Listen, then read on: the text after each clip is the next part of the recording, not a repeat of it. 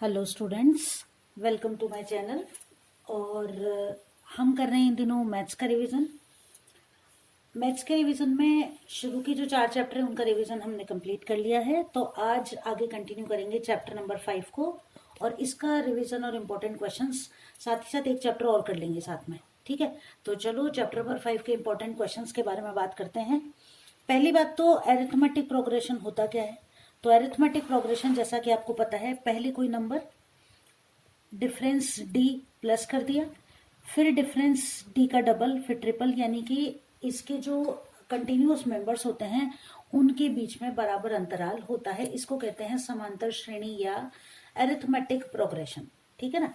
जैसे यहाँ लिखा हुआ है 6, 9, 12, 15, तो 6 में 3 प्लस किए, 9 में 3 प्लस किए, 12 में 3 प्लस किए, 15, यानी कि इसके सभी मेंबर्स के बीच में बराबर डिजिट्स का अंतर पाया जाता है।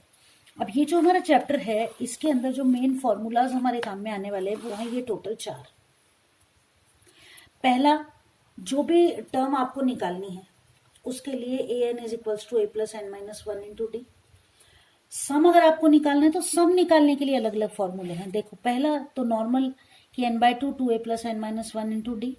अगर आपको फर्स्ट और लास्ट टर्म दी हुई है तो n/2 a प्लस एल से भी आप निकाल सकते हो, और लास्ट टर्म और an दोनों सेम चीज है तो लास्ट टर्म हो जाए an। अगर क्वेश्चन में स्पेशली मेंशन किया हुआ हो तो कंफ्यूज होने की जरूरत नहीं है, an और l एक ही बात है, इस फॉर्मूले से निकाल लोगे। एक क्वेश्चन ये ज्यादातर आपसे पूछा जाता है कि sum of first n positive integers, जैसे फर्स्ट 100 पॉजिटिव इंटीजर्स या फर्स्ट 1000 पॉजिटिव इंटीजर्स। तो जितने भी पॉजिटिव इंटीजर्स का नंबर आपको दिया हुआ है तो ज्यादा लेंथी क्वेश्चन को करने की जरूरत नहीं है, इस शॉर्ट फॉर्मूले से आप उसको आसानी से सॉल्व कर सकते हैं। अब हम रिवीजन स्टार्ट करते हैं। सबसे पहले चैप्टर जो है हमारा 5th चैप्टर 5.1 एक्सरसाइज की बात करते हैं। तो 5.1 एक्सरसाइज में से आपसे ये ऑप्शनल क्वेश्चन पूछे जा सकते हैं जिसमें आपको ए और डी की वैल्यू दी है, ए एन की पूछ ले, या मोस्टली इस तरह के क्वेश्चन आते हैं कि आपसे डी की वैल्यू पूछी जाती है, एक अरिथमेटिक प्रोग्रेशन दी हुई रहती है। तो आप हमेशा ये ध्यान रखें कि जब भी आपको डिफरेंस या डी फाइंड आउट करना है तो डी फाइंड आउट करने के लिए आपको हमेशा second term of the arithmetic progression minus first term, चाहे वो छोटी हो चाहे बड़ी हो। जैसे 6, 9, 12 है तब तो 9 minus 6 that will be equal to 3। लेकिन मान लो ऐसे दिया हुआ है 5, 4, 3, 2 और 1, तो आप 5 में से 4 को लेस नहीं करेंगे, हमेशा आपको सेकेंड टर्म में से ही फर्स्ट टर्म को लेस करना है। 4 minus 5 that will be equal to -1। तो अरिथमेटिक प्रोग्रेशन में जो वैल्यू है डी की वो पॉजिटिव भी हो सकती है और नेगेटिव भी हो सकती है। अब हम बढ़ते हैं अगले चैप्टर पर, दैट इज एक्सरसाइज 5.2। एक इंपॉर्टेंट एक्सरसाइज, इसमें आपसे टर्म पूछी जाएंगी। टर्म का मतलब यह है कि किसी भी दी गई समांतर श्रेणी के लिए या अरिथमेटिक प्रोग्रेशन के लिए कौन से टर्म आपको फाइंड आउट करनी है। ये टेबल जो है इसमें से इंपॉर्टेंट क्वेश्चंस, जैसे क्वेश्चन नंबर 4 आपका इंपॉर्टेंट है, क्वेश्चन नंबर 2 भी आपका इंपॉर्टेंट है, ये क्वेश्चंस आपको अच्छे से प्रैक्टिस करने हैं। आगे बढ़ते हैं और इंपॉर्टेंट क्वेश्चंस की अगर हम बात करें तो देखो, जैसे इस टाइप के क्वेश्चन ये आपके ऑब्जेक्टिव क्वेश्चंस में पूछे जाते हैं। 38 term of this AP, 11 term of this AP, इस तरह के क्वेश्चन। अब मैं आपको जो क्वेश्चन करके बताती हूँ वो बताती हूँ क्वेश्चन नंबर 4 और 5th का सेकेंड। क्वेश्चन नंबर 4 देखिए कि which term of the AP will be 78। अब आपको 78 दिया हुआ है, यानी कि लास्ट डिजिट दिया हुआ है। हर तरह का एक एक क्वेश्चन हम सॉल्व कर लेते हैं, ठीक है ना। तो which term of this AP will be 78। अब देखो एपी क्या है हमारी 3, 8, 13, 18 और लास्ट टर्म है इसकी 78। ठीक, अब यहाँ पर ए, सबसे पहला हमको क्वेश्चन के लिए क्या क्या चाहिए, देखो a plus n minus 1 into d. A n हमें फाइंड आउट करना है। ए की वैल्यू यानी कि एपी सीरीज का पहला डिजिट ए यानी कि 3।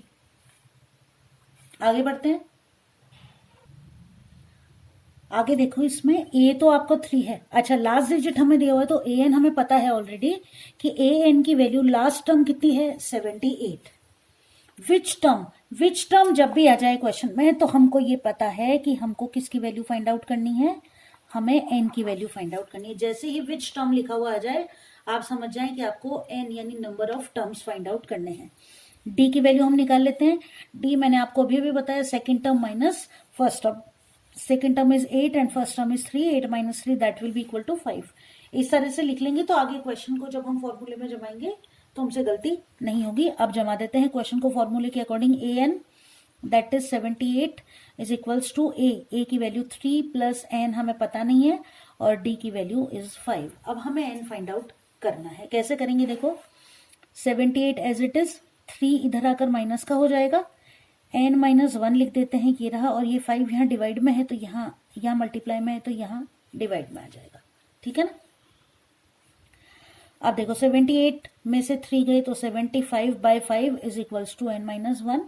5 का 75 में डिवाइड करो, कितना आ जाएगा, 15, 5 जा 75 is equals to n minus 1। यहाँ से आप n की वैल्यू निकाल दो, -1 इधर आ जाएगा, यानी कि कितना हो जाएगा, n is equals to 15 plus 1 that will be equal to 16। यानी कि कितनी टर्म्स हो जाएंगी इस एपी के अंदर, 16 टर्म्स हो जाएंगी। ठीक है। अब अगला क्वेश्चन जो है क्वेश्चन नंबर 5 का सेकंड, ये क्वेश्चन मैं आपको इसलिए बता रही हूँ क्योंकि ये जो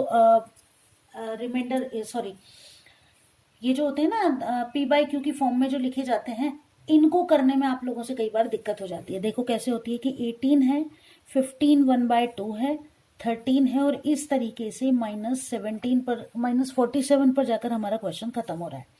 क्वेश्चन में यहाँ भी यही पूछा है, नंबर ऑफ टर्म्स आपसे पूछी गई हैं।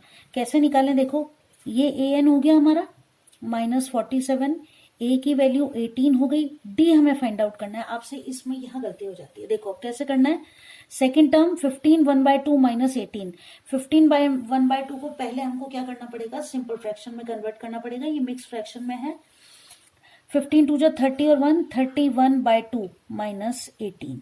ठीक है ना। एलसीएम इसका 2 आ जाएगा, 2 1 जा 2 तो 31 एज इट इज, 1 2 जा 2, 2 18 जा 36, कितना आ जाएगा, 36 में से 31 जाएंगे, 5/2, डिजिट बड़ी माइनस की इसलिए -5/2। ये हो गई हमारी डी की वैल्यू। अब क्वेश्चन में जमाएं तो फॉर्मूला लिखो पहले, a n is equals to a plus n minus 1 into d. ठीक है। अब क्या करना है, ए एन की वैल्यू लिखो -47, ए की वैल्यू लिखते हैं कितनी है 18, प्लस एन हमें पता करना है और डी की वैल्यू है -5/2। -47 एज इट इज, 18 इधर जाके माइनस का हो जाएगा, माइनस के 18 बराबर n माइनस 1, और ये हो गया -5/2। 47 और 18 दोनों माइनस के हैं, प्लस हो जाएंगे, इनको प्लस करें जब हम तो ये हो जाएगा, देखो 8 और 7 15 का 5 कैरी 1, 4 और 1 5 और 1 6, माइनस के 65, 2 चला जाएगा इधर ऊपर और माइनस के 5 आ जाएंगे नीचे, equals to n minus 1। Minus से माइनस कैंसिल, 5 के टेबल में 65 आते हैं 13 बार, 13 5 जा 65 होते हैं। ये हो गया 13 2 जा 26 is equals to n minus 1, और n की वैल्यू यहां से हम निकाल देंगे 26 plus 1 that will be equal to 27। चलो आगे बढ़ते हैं और अगले क्वेश्चन को सॉल्व करते हैं। अगला जो इंपॉर्टेंट क्वेश्चन है देखो इस एक्सरसाइज का, वो है क्वेश्चन नंबर 10। क्वेश्चन है हमारा कि the 7th term of an AP exceeds the 10th term bye 7th, यानी कि 17th टर्म्स जो है वो 10th टर्म से कितनी ज्यादा है, 7 ज्यादा है। यानी कि अगर हम 17th टर्म में से 10th टर्म को लेस कर दें तो क्या आना चाहिए, 7 आना चाहिए। इसको ऐसे समझे हम क्वेश्चन को, और हमें इस क्वेश्चन में फाइंड आउट करना है क्या, डी की वैल्यू फाइंड आउट करनी है। अब सबसे पहली बात तो 17th टर्म निकाले हम, है ना। तो 17th टर्म का मतलब है कि A17 हमें निकालना है, A plus 17 minus 1 into d that is equals to A plus 16D। ये बन गई हमारी इक्वेशन नंबर 1। इसके बाद कौन सी टर्म निकालनी है, 10th टर्म। तो A10 अगर हम निकालते हैं तो A plus 10 minus 1 into d this is equals to A plus 9D। Equation number 2। अब देखो अकॉर्डिंग टू द क्वेश्चन कि 17th term exceeds the 10th term by 7, तो हम 17th टर्म में से 10th टर्म को लेस कर देते हैं। कैसे लिखेंगे, यहां लिख दो according to the question, 17th term लिखो A plus 16D minus A plus 9D is equals to कितना होना चाहिए, 7 होना चाहिए। A प्लस 16D, अब आपसे गलती ये होती है आप 9 को प्लस ही रहने देते हो। अब देखो 10th टर्म को आप लेस कर रहे हो, इसका मतलब ये है कि 10th टर्म में A और 9D है, इन दोनों के ही साइन कन्वर्ट हो जाएंगे, चेंज हो जाएंगे। ये हो जाएगा -A minus 9D is equals to 7। ये प्लस का ए, ये माइनस का, ये दोनों कैंसिल हो गए। 16 में से 9 जाएंगे 7, 7d इज इक्वल्स टू 7, तो d की वैल्यू कितनी आ जाएगी 7/7, that will be equal to 1। और इस तरह हमने सॉल्व कर लिया हमारा क्वेश्चन नंबर 10, और इजी सा क्वेश्चन था, फटाफट सॉल्व हो गया, वैल्यू आ गई 1, डी की वैल्यू। आगे चलते हैं। देखो और जो इंपॉर्टेंट क्वेश्चन आपसे पूछे जाते हैं उसमें देखो कि how many multiples of how many 3 digit numbers are divisible by 7, है ना। तो 3 डिजिट्स नंबर जो कि डिविजिबल हैं किससे, 7 से। 3 डिजिट नंबर सबसे पहले तो देखो ये याद करो कि 100 से स्टार्ट होते हैं और 999 पर जाकर खत्म हो जाते हैं, है ना। अब देखो कि 100 से पहले सारे डिजिट कैसे हैं, 2 डिजिट के नंबर, तो उनको तो हमें लेना ही नहीं। 100 के बाद पहला नंबर ऐसा कौन सा है जो कि 7 की टेबल में आता है, तो देखो 15 7 जा 105 होता है, यानी 7 से डिविजिबल है, तो पहला डिजिट तो क्या हो जाएगा 105। लास्ट डिजिट हमें डिवाइड करके देखना पड़ेगा, जैसे 999 या रिमाइंडर 9 बच रहा है, 9 वाला 49 आता है, इसको डिवाइड करके देख लो 7 से। और इस तरह जब आप डिवाइड करते जाओगे तो लास्ट डिजिट जो 7 की टेबल में आता है वो आएगा 994। 994 जो है 7 से डिविजिबल है। अब आपको क्या करना है, हाउ मैनी 3 डिजिट नंबर्स, तो हाउ मैनी आते हैं, हम समझ गए कि हमें किसकी वैल्यू फाइंड आउट करनी है, एन की वैल्यू हमें फाइंड आउट करनी है। ये लास्ट डिजिट हो गई हमारी। क्वेश्चन फॉर्मूला क्या था, a n is equals to a plus n minus 1 into d. A n की वैल्यू कितनी हो गई 994, ए की वैल्यू कितनी हो गई first term 105, n minus 1 we will find out, और डी ऑब्वियसली 7 के मल्टीपल्स हैं तो डी की वैल्यू 7 हो जाएगी। आगे सॉल्व करें, 994 minus 105 is equals to n minus 1 multiplied by 7। 994 जो है इसमें से जब आप किसको लेस करोगे 105 को, 4 में से 5 जाएंगे नहीं 14 हो जाएगा, 14 में से 5 जाएंगे तो आ जाएंगे 9। उसके बाद देखो यहाँ हो गया 8 और 9 में से 1 गया तो 8, ये 7 यहाँ नीचे डिवाइड में आ जाएगा, 8 8 9 इक्वल्स टू एन माइनस 1। 7 से इसको डिवाइड करो, 7 1 जा 7, 7 2 जा 14, 4 बच गए, 7 7 जा 49 इक्वल्स टू एन माइनस 1। और n की वैल्यू कितनी आ जाएगी, यहाँ से n की वैल्यू आ जाएगी 127 प्लस 1 इज इक्वल्स टू 128। ये भी इंपॉर्टेंट क्वेश्चन, किसी का भी मल्टीपल पूछ लें आपको इसी तरीके से करना है, ठीक है। और देखो इंपॉर्टेंट क्वेश्चन इस एक्सरसाइज में से जो बनते हैं वो ये लास्ट वाले 3 क्वेश्चन, जिसमें question number 19 important, question number 20 भी इंपॉर्टेंट। क्वेश्चन नंबर 19 को सॉल्व करके देखें कि Subbarao worked in 1995 at an annual salary of 5,000 rupees, received an increment of 200 rupees each year. What will be in which year will his income will become 7,000? Last term कितनी हो गई 7,000, यानी कि ए n की value कितनी है 7,000। ए first salary कितनी है इसकी 5,000, और इंक्रीमेंट कितना मिल रहा है इसको हर साल 200 रुपए। बस क्वेश्चन तैयार है हमारा। A n is equals to a plus n minus 1 into d. A n की वैल्यू देखो कितनी है 7,000, we have to find out the value of d. A की वैल्यू देखो कितनी है 5,000 प्लस एन हमें पता नहीं है, और डी की वैल्यू हमें दे रखी है 200। क्वेश्चन को सॉल्व करते जाएंगे तो 7,000 minus 5,000 is equals to n minus 1 multiplied by 200। 7 में से 5,000 गए, कितने आ गए 2,000, ये 200 नीचे आ जाएंगे इक्वल्स टू एन माइनस 1, ये 2 0 कैंसिल, कितना आ गया 10, तो एन की वैल्यू कितनी हो जाएगी 10 प्लस 1, यानी कि 11th ईयर के अंदर, है ना, इसकी सैलरी कितनी हो जाएगी 11th ईयर, इसकी सैलरी कितनी हो जाएगी बढ़कर 11 साल लग जाएंगे इसको 5,000 से 7,000 अपनी सैलरी को करने के लिए। अब आगे बढ़े और अगला चैप्टर ले लेते हैं 5.3, इंपॉर्टेंट चैप्टर, और क्वेश्चन तो आने वाला है इसमें से, ठीक है ना। अब देखो वैसे तो आप निकाल लोगे इसमें सम, लेकिन मैं आपको फर्स्ट क्वेश्चन का 4th क्वेश्चन करके बताती हूँ कि इसको आपको किस तरीके से सॉल्व करना है, ठीक है। अब चलो आगे बढ़ते हैं और फर्स्ट के 4th क्वेश्चन को सॉल्व करते हैं। एक्सरसाइज 5.3 क्वेश्चन नंबर फर्स्ट का 4th क्वेश्चन सॉल्व करते हैं। 1/12, 1/10, और इसका आपको 11 टर्म तक टोटल फाइंड आउट करना है। ए की वैल्यू वही 1/15, डी की वैल्यू हमें निकालनी है 1/12 माइनस 1/15। सबसे पहला काम तो 12 और 15 का क्या निकालेंगे हम, एलसीएम। 3 4 जा 12, 3 5 जा 15, बस अब मल्टीप्लाई नहीं हो रहे। 23 जा 60, 12 5 जा 60 और 15 4 जा 60, कितना आ गया 1/60। ठीक है, फॉर्मूला क्या था हमारा, Sn is equals to n/2 2a plus n-1 into d, यही था। Sn की वैल्यू हमें पता नहीं है, n की वैल्यू लिखो 11/2 2a, तो 2 मल्टीप्लाइड बाई a की वैल्यू 1/15। आगे सॉल्व करें इसको, 1/15 हो गया प्लस n यानी 11 माइनस 1 इंटू डी की वैल्यू लिखो 1/60। हम निकाल रहे हैं यहाँ S11 की वैल्यू, है ना। 11/2 एज इट इज लिख दो, ये हो गया 2/15 प्लस 10 मल्टीप्लाइड बाय 1/60, 0 से 0 कैंसिल। 11/2 हो गया, 2/15 प्लस 1/6। अब देखो इनको आप एज इट इज बाहर नहीं निकाल सकते, पहले आपको ब्रैकेट सॉल्व करने पड़ेंगे।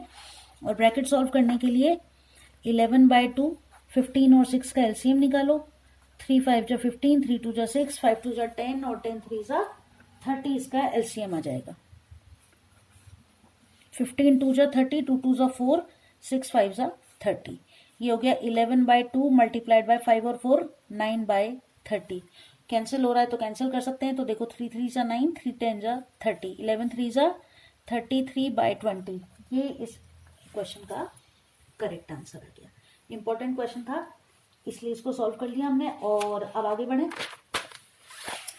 आगे बढ़ते हैं देखो। और आगे बढ़ने पर इंपॉर्टेंट क्वेश्चन जो अगला आता है वो हम सॉल्व करते हैं। देखो क्वेश्चन नंबर 10 जो है हमारा, उसका फर्स्ट और सेकंड क्वेश्चन, दोनों इंपॉर्टेंट क्वेश्चन, और इनको अब कैसे सॉल्व करना है वो देखते हैं। क्वेश्चन नंबर 10, इसका हम करें सेकंड क्वेश्चन सॉल्व करते हैं। चलो, कि an is equals to 9 minus 5n, और इनका हमें क्या करना है, इनकी 15th टर्म का हमें सम फाइंड आउट करना है। अब कुछ भी नहीं है हमारे पास, a भी नहीं है, d भी नहीं है, कैसे फाइंड आउट करें। तो n की अलग अलग वैल्यू रखिए। सबसे पहले हमें क्या बनाना पड़ेगा, ap को बनाना पड़ेगा। आगे बढ़े, देखो n की वैल्यू पहले 1 रख दो, तो an कितना हो जाएगा 9 माइनस 5 इंटू 1, कितना हो गया 9 माइनस 5 कितना 4। n की वैल्यू 2 रख दो, ये हो जाएगा 9 इंटू 9 माइनस, है ना, 5 इंटू 2, कितना हो गया 9 माइनस 10 माइनस का 1। एक वैल्यू और रख लेते हैं, n बराबर 3, 9 माइनस 5 इंटू 3 कितना हो जाएगा 9 माइनस 15, कितना आ जाएगा माइनस का 4, माइनस 15 सॉरी माइनस का 4 माइनस का 6 आ जाएगा। ठीक है ना, तो यानी हमारी एपी क्या बन जाएगी 4 minus 1 minus 6 and so on. ठीक है, अब हमको करना क्या है, 15 टर्म्स का सम निकालना है। तो s n is equals to n/2 2a plus n-1 into d. N कितना है 15 given in the question, 2a, तो 2 इंटू ए की वैल्यू देखो हमने निकाली कितनी है 4 प्लस n-1 यानी कि 15 माइनस 1, और डी कितना है, तो डी निकालो। डी कैसे निकालोगे, -1 माइनस 4 कितना आ जाएगा माइनस का 5, किसकी वैल्यू आ गई, डी की। 15/2 लिख दिया हमने, 4 2 सा 8, 15 में से 1 गया तो 14 मल्टीप्लाइड बाय माइनस के 5। 15/2 8 प्लस 14 5 जा 70, माइनस के 70 और प्लस माइनस के 70। अब क्या करना है, माइनस के 70 में से 8 को लेस कर दो, ये हो गया 15/2 इंटू 70 में से 8 जाएंगे तो माइनस की 62, 2 से 62 को काट दो कितनी बार 31 बार। 15 मल्टीप्लाइड बाय माइनस के 31, मल्टीप्लाई कर दो, 15 1 जा 15 कैरी 1, 15 3 जा 45 और 1 46 माइनस के, ये आ गया आपका करेक्ट आंसर माइनस के 465। क्लियर है क्वेश्चन, एकदम इजी है ना। चलो अगला क्वेश्चन करें।